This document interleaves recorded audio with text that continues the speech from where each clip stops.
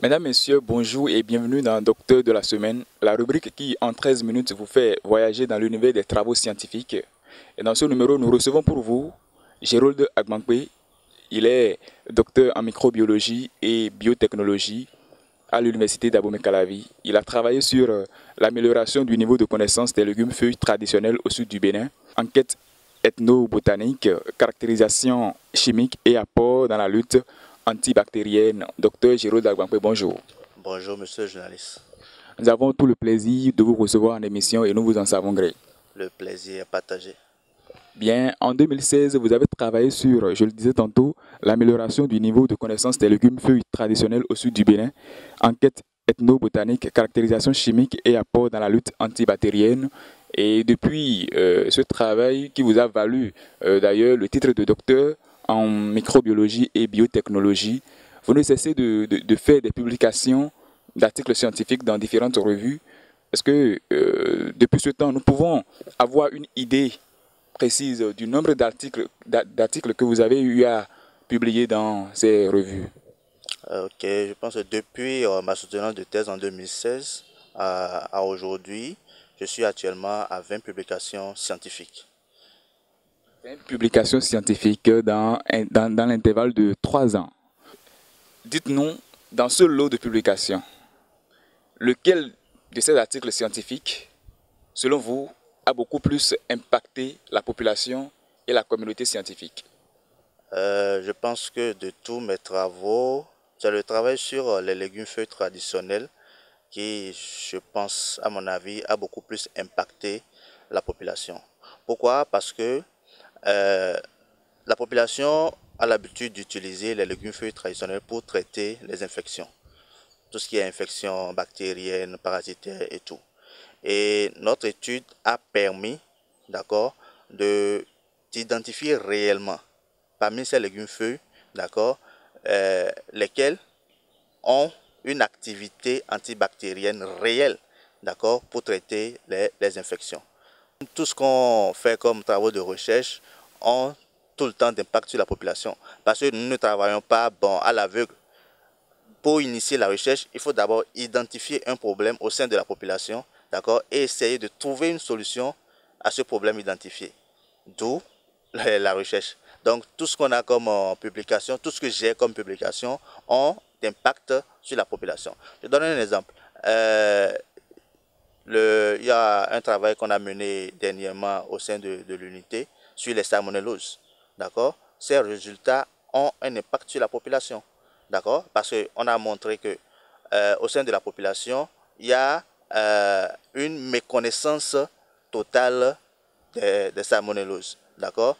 Et ces travaux ont montré, d'accord, que à cause de cette méconnaissance, la population souffre davantage de cette maladie. Donc, on a apporté une solution, d'accord, pour pouvoir régler un tant soit peu le problème. Donc, tout ce que j'ai comme publication ont d'impact sur la population. Celui que je sens le plus important ou bien le plus qui a beaucoup plus impacté la population, c'est l'article dont je vous parlais tout à l'heure. C'est l'article sur l'évaluation antibactérienne des légumes feuilles traditionnels. Parce que cet article n'a pas seulement montré les propriétés antibactériennes de ces légumes feuilles, mais a aussi montré l'importance nutritionnelle de ces légumes feuilles. Il y en a qui, au sein de la population, qui utilisent ces légumes feuilles, mais ne savaient pas cette richesse de ces légumes feuilles. Donc, au vu de ces travaux de recherche, de ces résultats, la population a compris l'importance nutritionnelle de ces légumes feuilles. Et aussi, il y a une légume feuille, d'accord, que la population utilisait pour lutter contre les infections bactériennes, mais qu'on a testé et que ça n'a rien donné. Et quel est déjà ce légume? Le Vernonia, par exemple, Amygdalina, communément appelé Amanvivet. Les gens pensent que le Vernonia a une activité antibactérienne. Ça peut avoir d'autres activités, par exemple antiparasitaires et autres. Mais en tant que propriété antibactérienne, le Vernonia n'a pas une activité assez élevée pour traiter les maladies infectieuses. Et en quoi cette feuille est-elle efficace? Selon vos travaux, je veux dire. Bon, selon nos travaux, nous on l'a testé rien que sur les bactéries. Est-ce que vous voyez? peut-être si on testait pardon, ces légumes feuilles sur peut-être des parasites, on aura peut-être des faits. D'accord? Mais sur les bactéries, le Vernonia n'a pas une activité assez élevée comparativement à peut-être le Crateva adansoni ou bien le Sesamum radiatum. Mais au sein de la population, on sent un engouement dans l'utilisation du Vernonia pour lutter contre les maladies infectieuses. Mais le Vernonia n'a pas une activité assez significative sur les bactéries. D'accord. Votre travail qui a le plus impacté la population et aussi bien la communauté scientifique, c'est bien votre thèse et nous en parlons d'ailleurs. Et vous le dites si bien, l'un des résultats issus de ce travail de recherche, c'est bien l'utilisation du Vernonia qui a été amélioré par votre travail. Et ça, c'est un résultat parmi d'autres. Quels sont encore les résultats issus de ce travail de recherche? Au cours de mes travaux aussi, on a essayé là, je ne suis pas le porteur de cette recherche, c'est un autre. Et on a essayé de faire une étude épidémiologique, d'accord, des rotavirus responsables des infections chez les enfants de moins de 5 ans. Cette étude est une étude qui va permettre de mettre à la disposition du ministère de la Santé une base de données assez récente pour permettre une introduction du vaccin contre le rotavirus, recommandé d'ailleurs par l'Organisation mondiale de la santé. C'est toujours un apport, on peut dire, on peut le classer parmi les travaux qui s'effectuent au sein de votre unité. Donc, nous revenons à votre thèse. En plus du travail effectué sur le Vernonia, quels sont les autres résultats que vous avez obtenus à partir de ce travail de recherche qui s'est basé sur l'amélioration du niveau de connaissance des légumes feuilles traditionnels au sud du Bénin? Oui. Comme le dit le thème même de ma thèse, au fait, on a constaté que les légumes feuilles sont utilisés de façon anarchique par les populations, d'autres pour leur propre consommation et d'autres pour traiter telle ou telle infection bactérienne.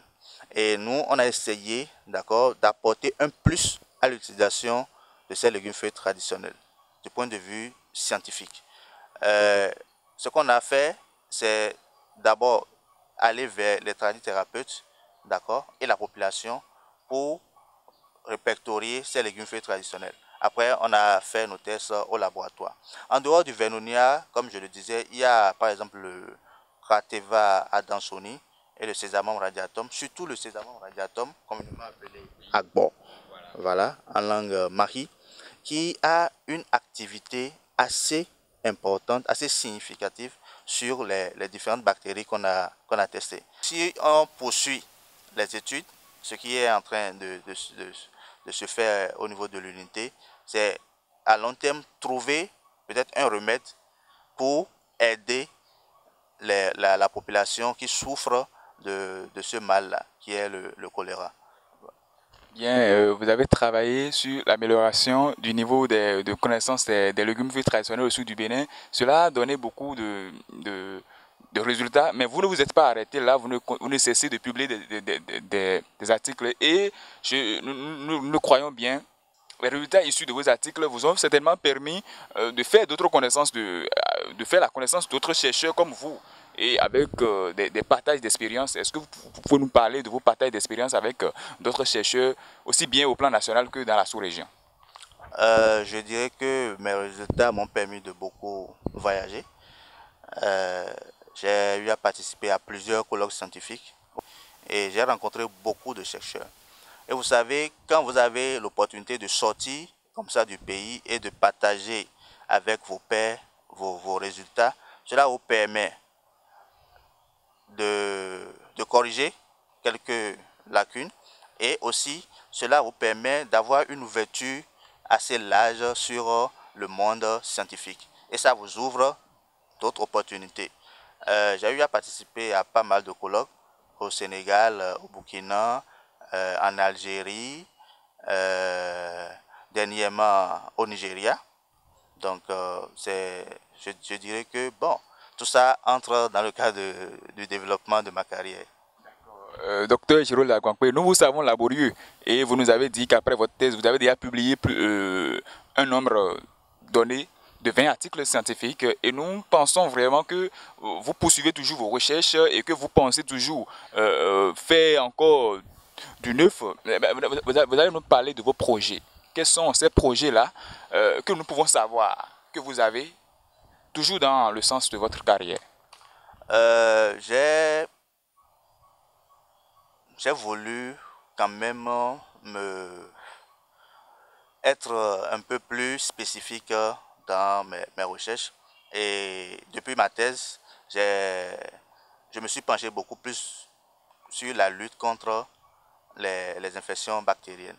Et aujourd'hui, vous n'êtes pas sans savoir que la résistance, d'accord, aux antibiotiques des bactéries est devenue un phénomène assez criard et tout le monde cherche des solutions pour pouvoir régler ce problème de multirésistance des bactéries.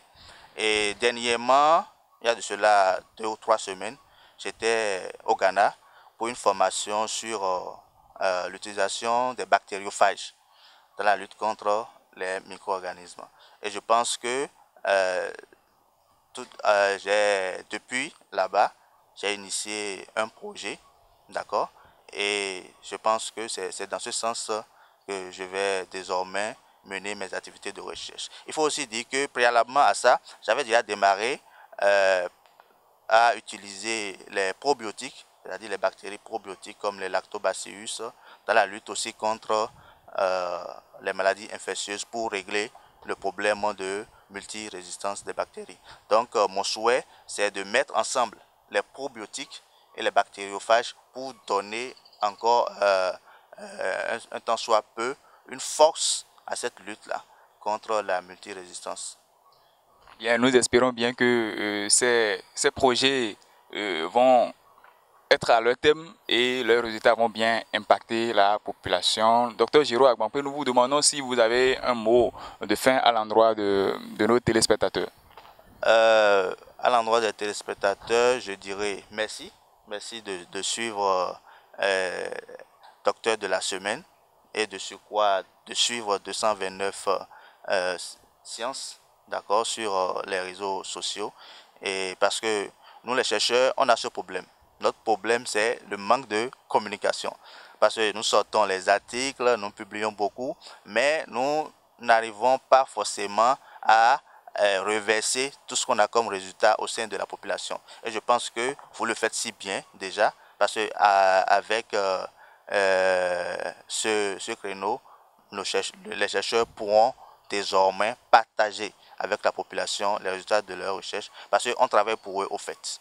C'est pour régler les problèmes au sein de la population que nous menons nos recherches. Merci. Nous vous remercions, Dr Giro Agbankpe. Chers amis téléspectateurs, comme vous pouvez déjà commencer par le constater, cette rubrique tend déjà vers sa fin et nous vous rappelons que nous avons reçu Dr Giro Agbankpe. Il est docteur en microbiologie et biotechnologie à l'université d'Abomey-Calavi. Il a travaillé en 2016 sur l'amélioration du niveau de connaissance des légumes feuilles traditionnels au sud du Bénin et enquête ethnobotanique, caractérisation chimique et apport dans la lutte antibactérienne. Cela lui a valu, nous vous l'avions dit, le titre de docteur en microbiologie et biotechnologie. Dans cette rubrique, il a parlé de l'apport de ce travail de recherche sur la connaissance que la population avait des légumes feuilles. Il a mis la lumière sur ce qu'il fallait faire, à quelle fin la population pouvait utiliser ces légumes feuilles qui en temps étaient ignorés ou du moins utilisés pour d'autres fins qui n'étaient pas tout à fait normales. Il a aussi parlé de ses projets, de ce que ce travail lui a valu comme partage d'expérience aussi bien au plan national que dans la sous-région. Retenez pour finir qu'il a parlé de ses projets qui constituent, pour résumer, un travail sur la lutte contre les bactéries. Nous vous remercions pour votre attention. À la prochaine pour un autre numéro. Au revoir.